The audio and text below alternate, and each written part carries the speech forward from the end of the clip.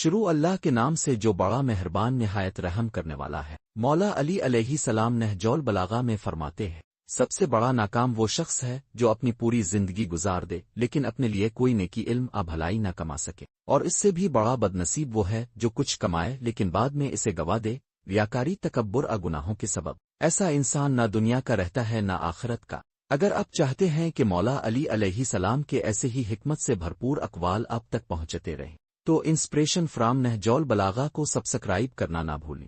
खुदा हाफिज। In the name of Allah, the most gracious, the most merciful.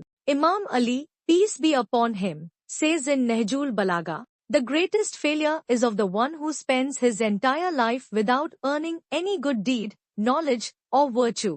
And even more unfortunate is the one who does acquire something good, but later loses it due to showing off, arrogance, or sins. Such a person belongs neither to this world nor the hereafter.